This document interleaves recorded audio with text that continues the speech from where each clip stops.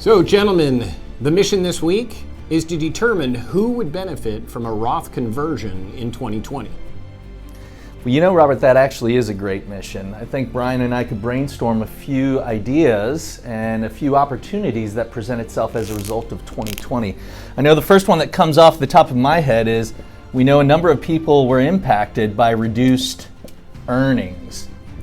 So now we'll get into a specific example. Another one, I don't know, Brian, one that comes off the top of my head is those who were impacted by business losses, right? There were a lot of businesses that were impacted.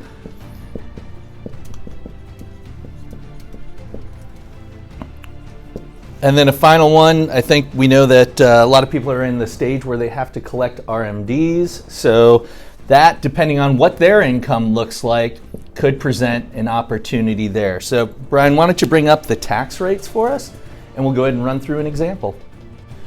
All right, Eddie. So first we have to understand our tax rates. And we can see here that the 2020 tax rates are significantly different than where they were prior to the change, and that was in 2017. Now, what we noticed when looking at the current tax brackets is we have this sort of sweet spot right here where we only have a change of 2% in tax rate, but then we also can pick up an additional about $150,000 that we can convert into a Roth.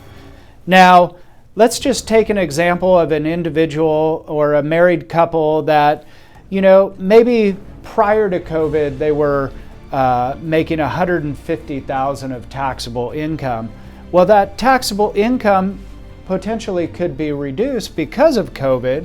So now that couple has the 22% bracket that they can actually fill up with money to convert into a Roth IRA, but they also, for 2% more in tax, they can convert another $150,000 into their Roth IRA. Now, if we want to see how that compares to 2017, we can see that if you convert it all the way up to $326,000, well, $326,000 falls in the 33% bracket.